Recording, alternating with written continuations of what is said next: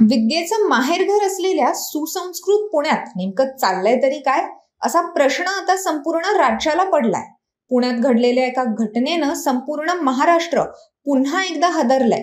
पुण्यात महिला वाहतूक पोलीस अधिकाऱ्याच्या अंगावर पेट्रोल ओतून जाळण्याचा प्रयत्न करण्यात आल्याची धक्कादायक घटना ही काल सायंकाळी घडलेली आहे. शैलजा जानकर असं यांचं नाव आहे. ड्रिंक अँड ड्राईव्हची कारवाई सुरू असताना हा धक्कादायक प्रकार घडल्याची माहिती समोर आलेली आहे. दरम्यान पोलिसांनी तत्काळ आरोपीला अटक केली असून पोलिसांकडून अधिक तपास हा सुरू आहे. काल एक बुधवार चौकामध्ये एक वेडी वाकडी गाडी चालवत एक इसम आला. त्याला बाजूला घेण्यात आलं एका कर्मचाऱ्याकडून वाहतूक नियमन करत असताना.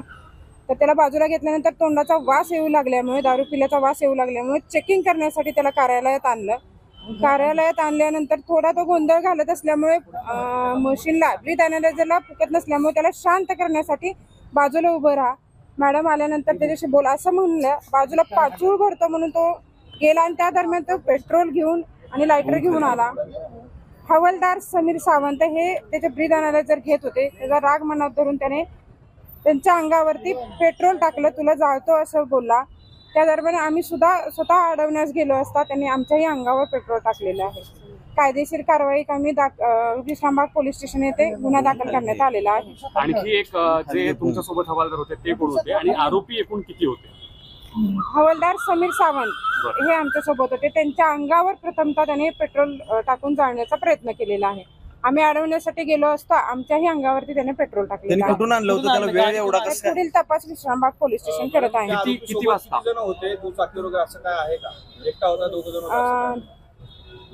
आता ते पुढील तपासामध्ये निष्पन्न बाबी होतील निश्चित. नेमका वाद काय झाला होता? आणलं किंवा नेमकं झालं वाद काय झाला होता? बसवलं त्याच्यावर तुम्ही कुठली कारवाई करणार होता की त्याचा विरोध होता? नेमकं काय झालं? तो दारू पिल्याचा वास येत असल्यामुळे ड्रंक अँड ड्राईव्ह हीच कारवाई करणार होतो. कारण दुचाकी चालवत आलेला होता तो. त्यानुसार आम्ही कारवाई करणार होतो. दारू पिलेला इसम हा थोडा ब्रीथ अनालायझर मशीन आहे ते फुंकण्यास नकार करत होता. थोडा गोंधळ घालत होता. त्याच्या तोंडामध्ये काहीतरी खाल्लं होतं त्यामुळे पाणी तोंड धुण्यासाठी तो गेला. त्या दरम्यान त्याने ते कृत्य केलेलं आहे. बरं, हा सगळा जो प्रकार घडला तो बाहेर इथे घडला की आतमध्ये आपल्या पोलीस स्टेशन मध्ये घडला, म्हणजे कार्यालयाच्या फरासखान्याच्या कार्यालयाच्या मध्यभागी, आपल्या कार्यालयाच्या मध्यभागी घडलेला आहे. या सगळ्या घटनेचे सीसीटीव्ही आहेत नाही तर ते तपासामध्ये निष्पन्न होणाऱ्या बाबी आहेत.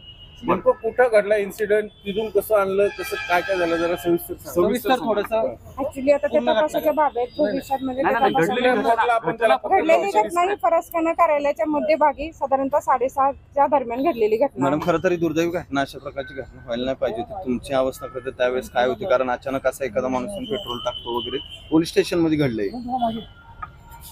ऍक्च्युली घडलेली घटना आहे त्या अनुषंगाने गुन्हा दाखल केलेला आहे आणि फरासखानाच्या कार्यालयाच्या मध्यभागी घडलेला आहे.